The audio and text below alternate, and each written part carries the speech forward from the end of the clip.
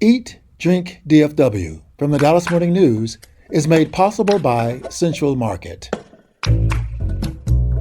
Hello, and welcome to Eat, Drink, DFW, the podcast from the Dallas Morning News food team. Each week, we take a look at food and drink trends in North Texas, talk about restaurants in Dallas-Fort Worth, learn some new recipes, and sometimes even get tips from you, our listeners. I'm Anna Butler, the Dallas Morning News' food editor. Restaurant etiquette. It seems like the rules are changing these days, and we're going to touch on everything from reservations to substitutions. That's all coming up right after this. Central Market is really into food. Like when we say cheese, it's in 12 languages into food. Butchers, bakers, and sushi roll makers into food. We're talking so obsessive about quality you can shop blindfolded into food. Central Market is really into food. If you are too, then let us turn your shopping list into a treasure map. Get inspired, get adventurous, or just get a chef-made dinner when you've got more taste buds than time. No place makes every meal more amazing like Central Market. Really into food. Shop now at centralmarket.com. For the latest food and restaurant news in Dallas-Fort Worth, visit dallasnews.com/food. Also, we'd love to hear from you, so email us at eatdrink@dallasnews.com. Today, I am joined by our food writers Sarah Blaskovich, Claire Baller, and Imelda Garcia. We're diving into the topic of restaurant etiquette because, let's face it feels like some of the rules have changed. And when we say restaurant etiquette, we don't just mean manners, though that's part of it. We're talking about the food and how you order it. So let's start with a hot button issue for our team, making modifications to a dish. Guys, this came up recently. Okay, remember how a few episodes ago I was talking about the sandwiches at Good Friend package? Yes. Mm-hmm. So when I was there, Matt Tobin, the owner of that place, was talking about the challenges of being a restaurant owner in this day and age. When you have people who make modifications to a dish that they haven't tried and then write reviews based on how they ordered it, not how the restaurant intends it to be eaten. And that was just such an interesting concept to me. I hadn't really paused for a moment to think about that, about you're kind of stuck between a rock and a hard place as a restaurant owner and operator when you want to make the customer happy, you want to be able to do what they're asking you to do, but then you also know that that can come back and bite you as a negative review if what they're asking for is just not good. Yeah. And this happened recently at their pizza restaurant, Fortunate Son in Garland. He said they had a customer come in who asked for a large pizza with half sauce, half no sauce. Okay. The restaurant, they were like, okay, the server's like, we're going to do our best here and try to make this happen for you. But some of the sauce over here is maybe going to get over there. Right. You pop this in a scalding oven. Yeah. The sauce leaked over to the other side. And this person wrote a negative review, posted a picture of this god-awful looking pizza. And Matt's point was like, we did that to ourselves. At some point, you have to say no to the customer and save them kind of from themselves, but also save yourself from looking bad as well. Because that's what these people have to be thinking about is this going to be posted online? And if so, people are going to think we're actually out here making half-sauced pizzas that look terrible. That's such a conundrum too, because as we know, restaurant people want to make their customers happy. That's how the business works. They cook food because those people can't or don't want to. And then you pay the kitchen and the server to do so. Like, the best case scenario is just that everybody is happy. And when it goes wrong, it's personal. Yeah. And if you do need to make modifications, you have to recognize you're not in a position to opine on if that dish was really good or not, because you altered it. And that's on you and not really the restaurant. Like the customer who came to Good Friend Package and asked for avocado to be put on your cinnamon sugar butter toasted bagel with blueberry compote. Oh, that's on you. That's on you. And in that case, Pat Staton, one of the guys who works the kitchen there, he told me he just kind of won't do it. He'll put it on the side and let you dig your own grave. I think this is a matter of respect to the chef and the dishes. Because as you said, there's a lot of effort in every piece of art, even a pizza, you know? Another respect thing to me is salting food before trying it. Yeah. That one drives me kind of crazy because I actually don't have a problem with people who, think food should be saltier than it's delivered. I just really want you to try it first. Because if you're at a capital R restaurant, that chef probably didn't undersalt the food on purpose. Because I think chefs use salt pretty liberally. And a lot of restaurant food is on the edge of salty. Not even taking that bite before you ask for the salt shaker, I don't like that. It's made me realize now, being a mom of young kids and also writing about restaurants and talking to chefs about what they deal with, being a restaurant owner is basically on many days the same as like trying to feed toddlers, where you're like, please just trust me. Like, you're going to like this, okay? Yeah. You know, or like, let's not dump a ton of cheese on it. Yep. But if you're like, if that's the only way you'll eat it, okay, then fine. I think my thing as someone not with a lot of food sensitivities that would kill me, but things that I should probably not eat in food, like basil is one of them for me. I don't order things when basil is a key component to that. And maybe there are people who don't necessarily have like the cooking literacy to understand when something's like that integral to a dish, but I'll look at it and I'm like, man, I bet that basil balances out that thing. And when I'm ordering this, I can't be upset that it doesn't taste as fresh or as floral, or I just shouldn't order pesto. Like they're just things that I'm also like, if you have those allergies and it's a main component of a dish, just maybe don't order it if you're going to try to write about it on Yelp. Also, servers are a wealth of information. I was just at Torelli's last weekend, and several of the dishes, they said, we don't like to change this dish. This is the way it is, and we think it's really great. And if you're not sure, let me point you towards something else.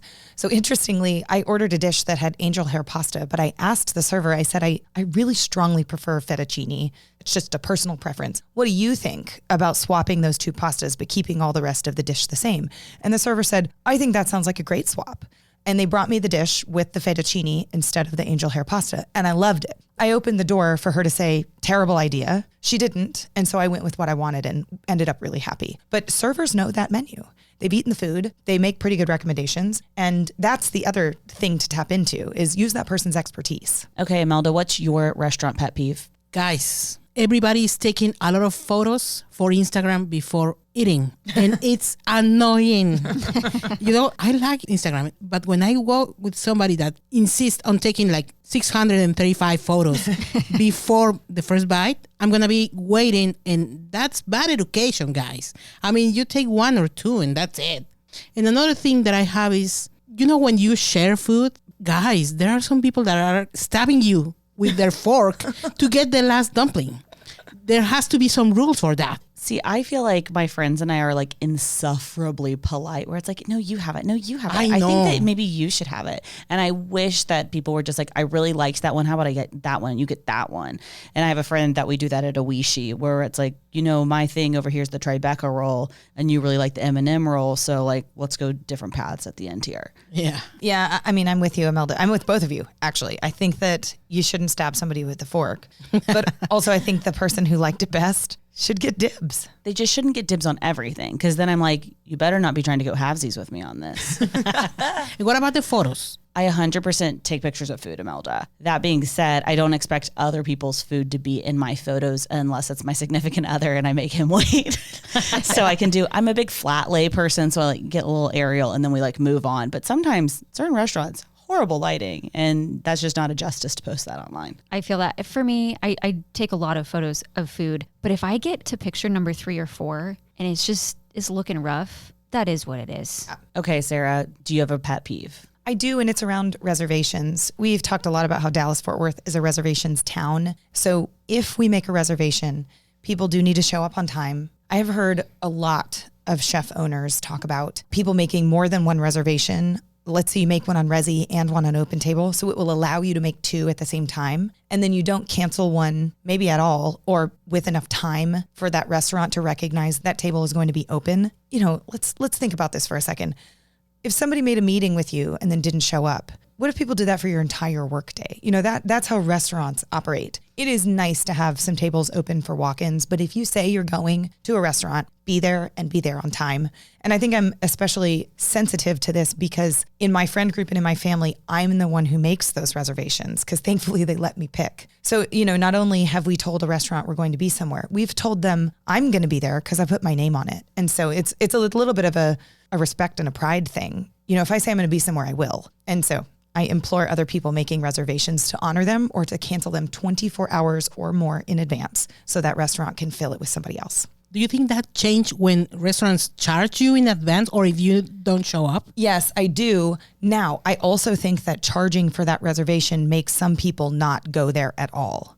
You might just say like, well, I have that one friend who's kind of unreliable, so I don't know if I have 4 or 5 people and I'm not going to spend $25 for so-and-so not to show up. So instead, we're just not going to that place. So I think it can go both ways, Imelda. But yes, charging people does make them show up. Another thing that ties into mindfulness, this is another pet peeve of mine, is when you're with a large group at a restaurant, your server comes to the table a first time, sees if you're ready to order, you're not. They come back again, you're still not ready. They come back again, you're still like chatting away and catching up. I'm really sensitive to that because I've been on the other side as a server. And I know, you're trying to keep tabs on all the tables that you have. You're trying to keep the flow going for everyone. And it's tough when you have a table that seems like they just now realize that they're expected to order food and aren't quite sure if they're even actually hungry, if they're going to order anything.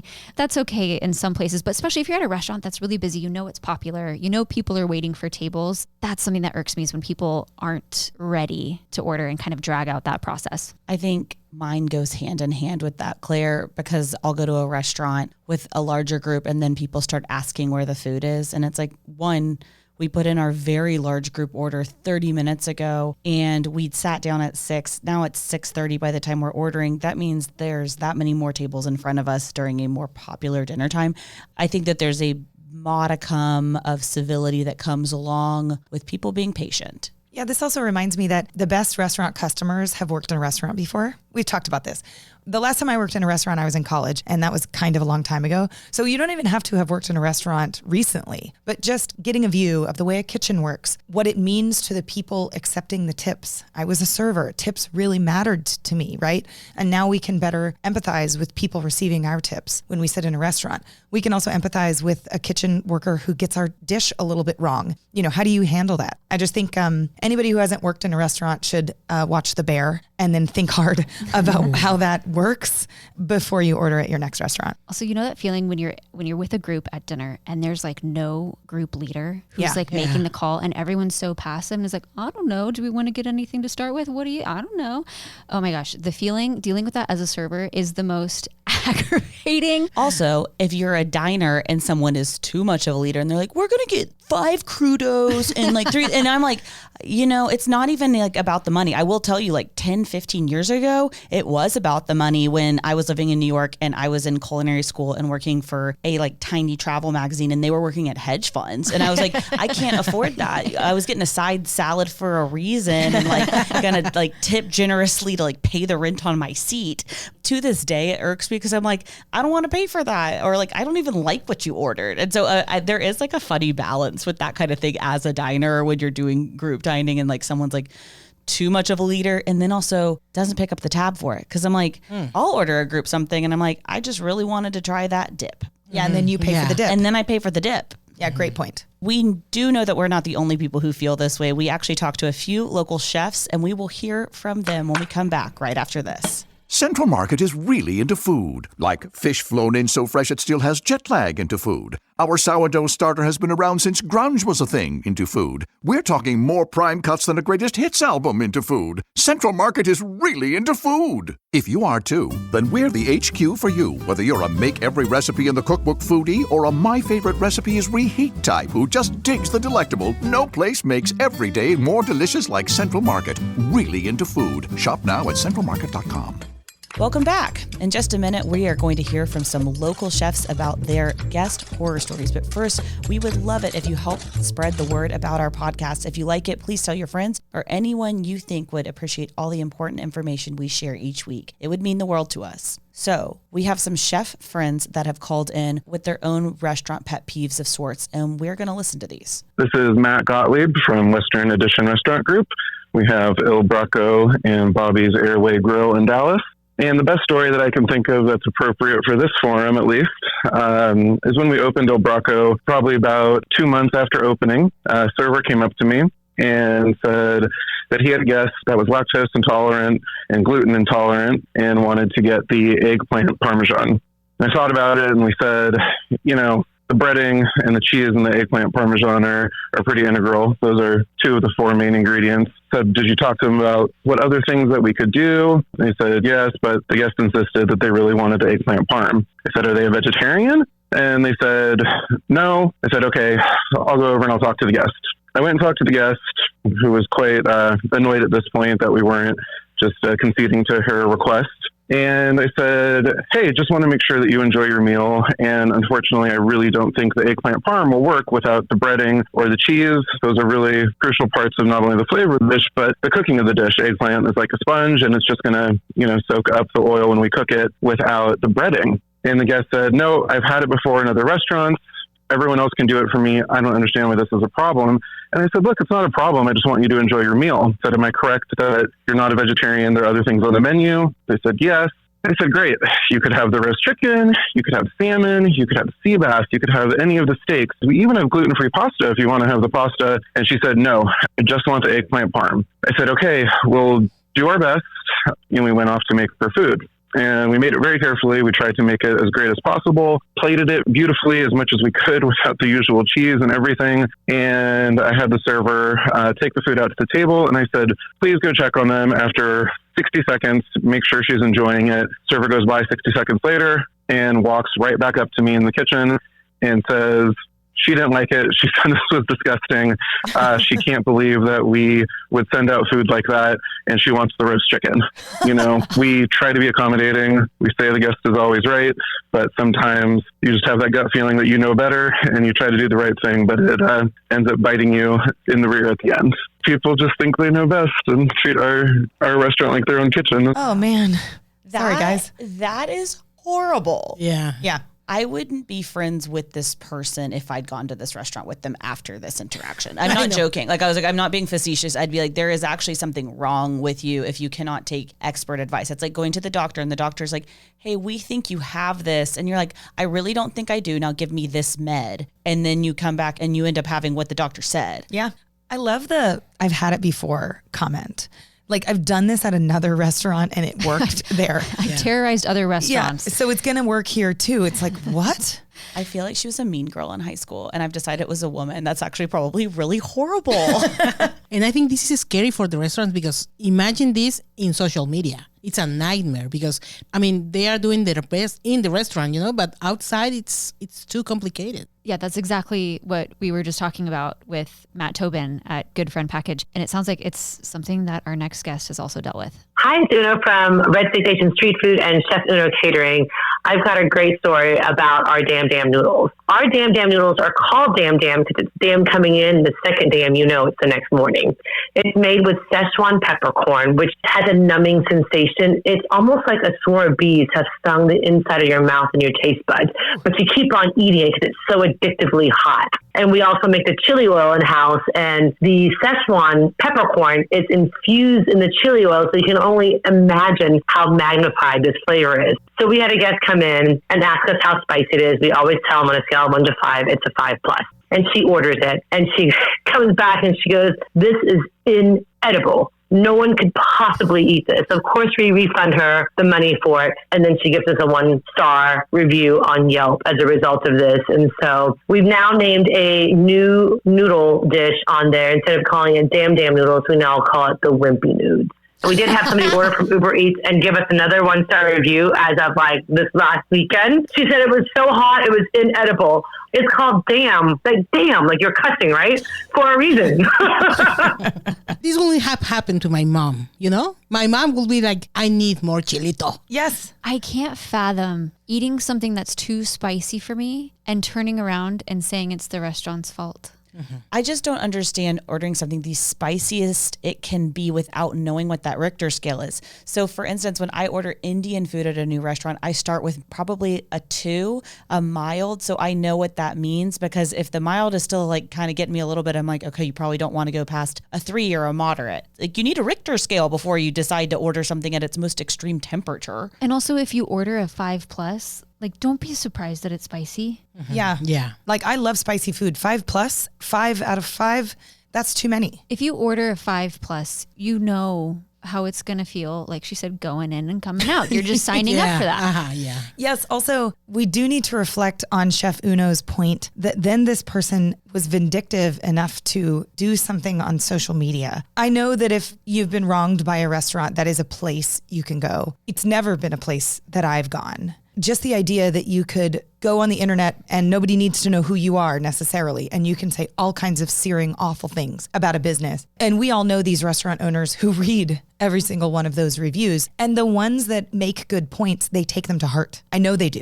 Small business owners care about that because it also actually, though, hurts their online scores. And a lot of foodies, quote unquote, would like to think that those scores don't matter because humans know better than whatever, the group consensus is. That's simply not true. If you see a low score on Google reviews or on Yelp, it tells people not to go there. But hey, if I read that review about the 5+, oh God, I'm going to be there. I want to try that. Yeah, I'm going to try that. All right, that's all the time we have for today, and we want to hear from you. Email us your food thoughts, questions, and any of your restaurant pet peeves at eatdrink@dallasnews.com. And we don't want you to miss an episode. Make sure you're following Eat Drink DFW wherever you find podcasts. Special thanks to our producer, Julie Fisk. For the news, I'm Anna Butler. Thanks for listening, and we'll see you next week. Eat, Drink, DFW from the Dallas Morning News is made possible by Central Market.